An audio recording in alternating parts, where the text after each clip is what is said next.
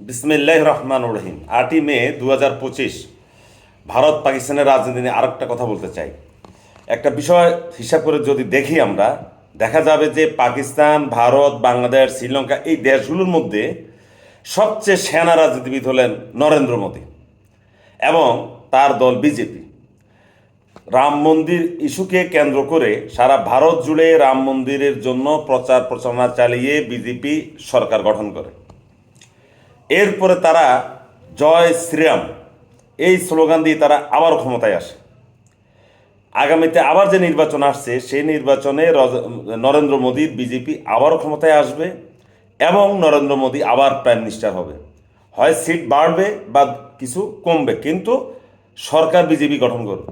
কথাটা বলছি এই কারণে, এই যে কাশ্মীরের ইস্যুটা নিয়ে পাকিস্তানের সাথে ভারতের যে যুদ্ধ খেলাটা, এই খেলাটা বলা চলে নরেন্দ্র মোদী সেনাবাহিনীর কাঁধে উঠিয়ে দিয়েছেন। কাঁধে উঠিয়ে দিয়ে তিনি চুপচাপ বসে আছেন।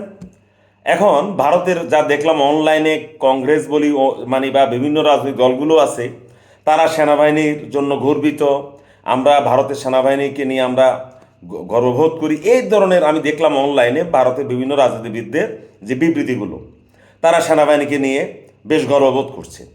এই যে গর্ববোধ করছে, সেনাবাহিনীর নেতৃত্বে যে হামলা, পাল্টা হামলা, এই 2-4 দিন পরে এটা যখন থেমে যাবে, তখন নরেন্দ্র মোদী আবারও বলবেন পাকিস্তানের সাহস হয়নি ভারতের আকাশসীমা লঙ্ঘন করার জন্য। মানে এই ধরনের একটা গাল গল্প ছাড়বে আমাদের তৃতীয় বিশ্বের দেশগুলোতে। আমরা নেতাদের কথাগুলো তো আমরা আবার মানে মানে পবিত্র হিসেবে আমরা গ্রহণ করি। আমাদের রাজনৈতিক নেতারা সত্য বলুক আর মিথ্যা বলুক, আমরা যারা আমজনতা আছি আমরা এগুলাকে খুব পবিত্র মনে করি, বিশ্বাস করি। কিন্তু রাজনীতিবিদরা জানেন যে তারা এই কথাগুলো কেন বলেন, আমরা হয়তো সাধারণ জনগণ ধরতে পারি না কথাগুলো। আমি অ্যাভারেজ পাকিস্তান, ভারত, বাংলাদেশের রাজনীতি নিয়ে আমি কথাগুলো বললাম। তো সর্বশেষ যেই কথা বললাম, পাকিস্তান এবং ভারতের মধ্যে যে যুদ্ধ খেলা হয়েছে, এই খেলায় জয়লাভ করেছে নরেন্দ্র মোদী এবং তার দল বিজেপি, এবং আগামীতে বিজেপির পক্ষে সরকার গঠন করা এবং নরেন্দ্র মোদী আবারও প্রধানমন্ত্রী হওয়ার একটা পথ মানে খুলে গেল। ধন্যবাদ সবাইকে, সবাই ভালো থাকবে।